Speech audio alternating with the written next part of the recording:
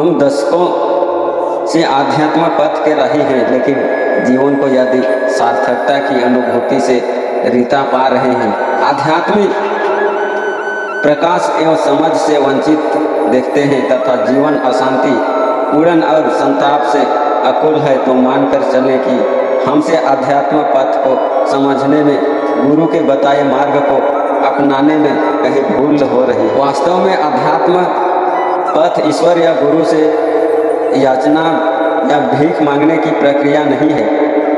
अध्यात्म शिष्य साधक की अभिप्सा से प्रारंभ होता है, जिसका आधार रहता है आत्मश्रद्धा और जीवन का स्पष्ट लक्ष्य रहता है अपने वास्तविक स्वरूप का बोध, अर्थात आत्म साक्षात्कार। यदि हमें यह लक्ष्य स्पष्ट नहीं और हम इस दिशा में नहीं बढ़ रहे, तो फिर हम नाना प्रकार की विडंबनाओं से गुजरने के लिए विवश अभिशप्त होते हैं। ऐसे में स्वयं पग पग पर घेरे रहता है, तो आध्यात्म पथ पर एक भी कदम आगे बढ़ने नहीं देता है। आत्मश्रद्धा के अभाव में ही जीवन आत्म साक्षात्कार के लक्ष्य से विमुख रहता है। ऐसे में ऋषियों ने जिस आत्मज्ञान को जीवन की सर्वोपरि आवश्यकता बनाया है, उसके व्यक्ति वंचित रहता है। वह बाहरी ज्ञान और सांसारिक कौशल अवश्य बटोरता है, लेकिन सांसारिक धंधे में उलझा रहता है या फिर धर्म आध्यात्म के नाम पर सिद्ध चमत्कार या अन्य उच्चतर प्रलोभनों में कहीं अटक जाता है। जबकि आध्यात्म बताती है कि हमें संसार की मोह माया से बचते हुए ईश्वर की ओर उन्मुख रहना है, सत्य व ज्ञान की ओर बढ़ते हुए तमस व अज्ञान के पार जाना है। यह बोध रखना है कि हम संसार और भगवान दोनों एक साथ नहीं पाए जा सकते। जहाँ राम वहाँ काम नहीं, जहाँ काम है वहाँ राम नहीं। प्रश्न एक ही है कि हम वास्तव में आध्यात्म के प्रति कितना सचेत हैं और इस दिशा में कितना नैष्ठिक प्रयास कर रहे हैं। और आध्यात्म जगत का सत्य है कि यदि हम एक आदमी भी ईश्वर की ओर बढ़ते हैं, तो वह 10 कदम हमारी ओर बढ़ाता है, लेकिन प्राय ऐसा हो नहीं पाता, क्योंकि हम संसार को ही परम सत्य मान बैठे हैं, जो हमारी समस्या की जड़ है। तो दो नावों पर सवार होकर हम एक तत्व को पाना चाहते हैं, और दो सत्य एक साथ कैसे विद्यमान हो सकते हैं। इसलिए एक शिष्य साधक के मन में पहले पात्रता का विकास करना होता है, विवेक वैराग्य के भाव को जागृत करना होता है। इसके अभाव में हम इस संसार को अपना अस्थायी आवास मान बैठते हैं, और वही हमारा पूरा ध्यान आकर्षित करता है, हमारे मन की सारी शक्तियों को सोख लेता है, हमारी भावनाओं में रम जाता है, तथा वैसे ही हमारी सृष्टि बनती जाती है, जबकि ईश्वर व आत्मा तत्व की शाश्वत है। इसके अतिरिक्त बाकी सब कुछ परिवर्तनशील है। यह संसार इस शाश्वत के पर्दे पर चलता है, चलचित्र मात्र है, नाम रूप का लेख भर है, ईश्वर की लीला मात्र है, अंतिम सत्य है और अंतिम सत्य नहीं। यह संसार आंखें बंद कर सपने देखने जैसा है। आंखें खुलते ही इसकी सरता का बुलबुला फूट जाता है। ऋषियों का वेद उपनिषद काल से स्पष्ट उद्घोषण रहा है कि ईश्वर की एकमात्र सत्य है, ये सदा रहते हैं। इसी तरह उनका अभिन्न अंश आत्मा ही सत्य है, शाश्वत है, और एक माफ कीजिएगा, शाश्वत है और एक शिष्य के लिए गुरु ही इसकी आत्मा और परमात्मा का स्वरूप होता है। गुरुमुख से निकले वचन शिष्य के लिए गुरु मंत्र होते हैं, जिनका वह अटल विश्वास के साथ दामन थामे रहता है और अपने आदर्श का स्तर कभी गिरने नहीं देता, और इसी के मानक के अनुरूप स्वयं को कसता है, तपता रहता है, जब तक कि सर्वोच्च सत्य को नहीं पाते। इस सत्य की अपेक्षा कर कर्म कांड को ही परम सत्य मानने व उसी को पकड़े जकड़े रहने पर हम भारी भूल कर बैठते हैं और जीवन के 7 तत्वों को भूल जाते हैं। हमारा ज्ञान पुस्तक के ज्ञान व कथा प्रवचन तक सीमित रह जाता है, जीवन में उतर नहीं पाता। जबकि महर्षियों के अनुसार शास्त्रों के शब्द घने जंगल की तरह है, जहाँ व्यक्ति के खोने का भय रहता है। बिना साधना की मात्र पंडित जीवन में काम नहीं आता। अग्नि परीक्षा की घड़ियों में यह अपना प्रयोजन सिद्ध नहीं कर पाता। ऐसे में बाल की खाल निकालने वाले तर्क कुतर्कों में जीवन बीत जाता है और हाथ कुछ सार तत्व लगता नहीं है। अंतिम आँख के साथ आखिर यह जीवन भी नष्ट हो जाता है। यह कुछ ऐसे ही होता है जैसे भगवान में आग लगी है और विद्वाजन आग के स्रोत पर बहस कर रहे हैं। पूरा भवन जल कर राख बनने के कगार पर है और विवाद किए जा रहे हैं। हमें धर्म के साथ आध्यात्म को समझना होगा, कर्म कांडों की सीमा का एहसास करना होगा व इसके 7 तत्वों को ग्रहण करते हुए आगे बढ़ना होगा। अतः साधक को अध्यात्म के यथार्थ को जानने का प्रयास करना होगा।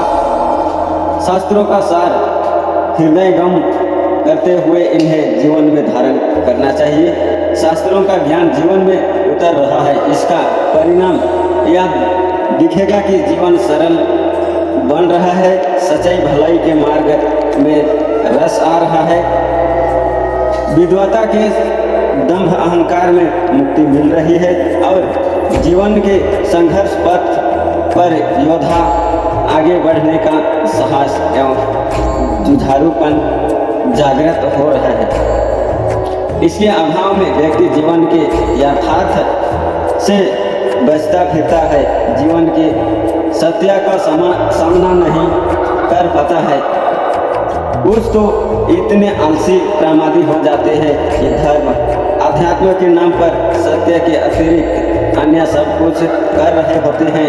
वास्तव में आध्यात्मिक जीवन अपनी कीमत मांगता है कि हम इसे चुकाने के लिए कितना तैयार हैं।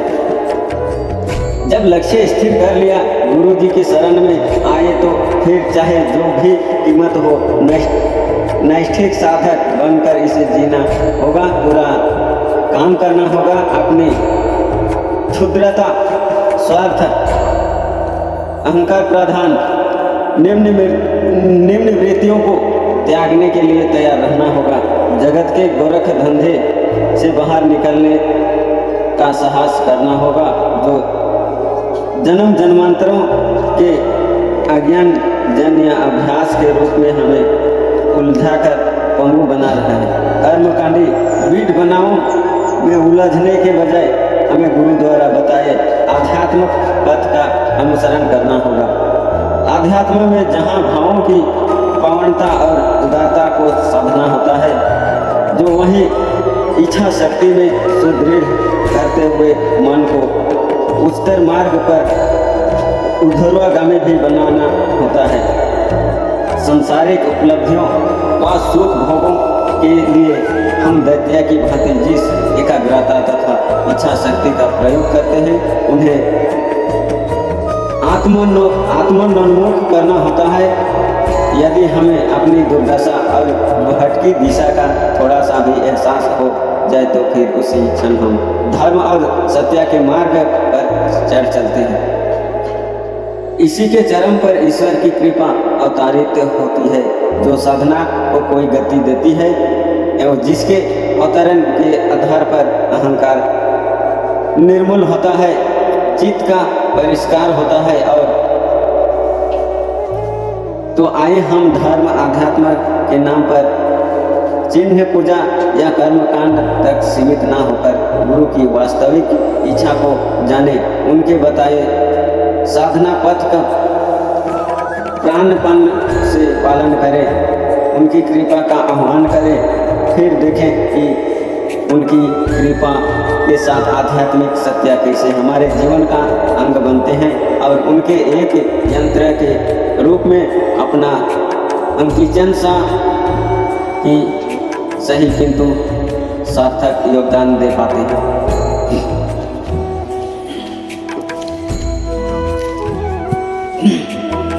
तो इसके आगे एक कहानी से जानते हैं।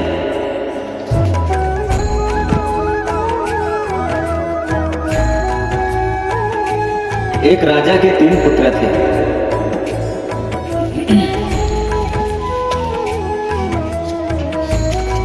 राजा उन तीनों की योग्यता को परख कर उसके आधार पर अपने उत्तराधिकारी का चयन करना चाहता था।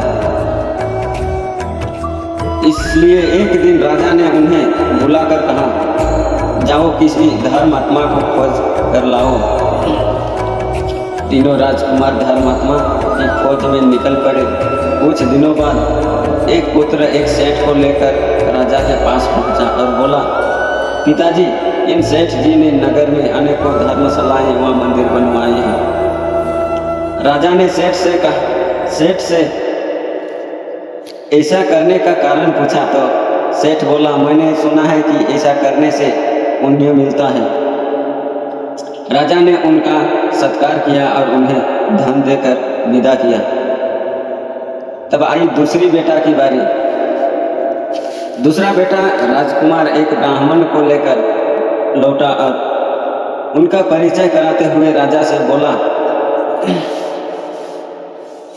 ये अत्यंत ज्ञानी व तपस्वी है।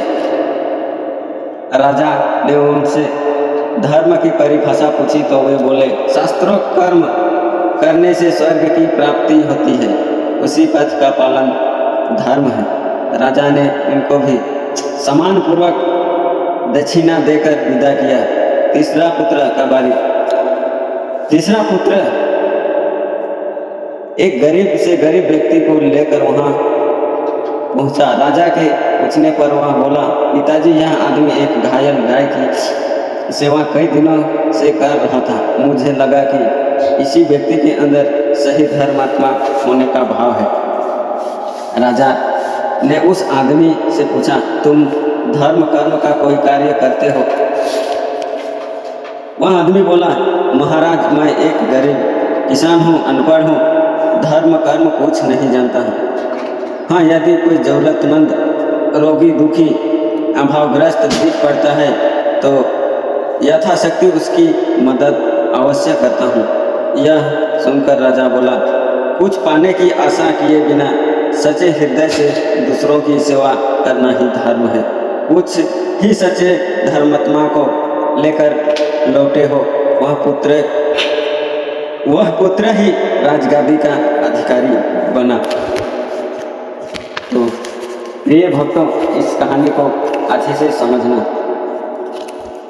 चाहे कि हम बेकार की बातें नहीं करते हैं।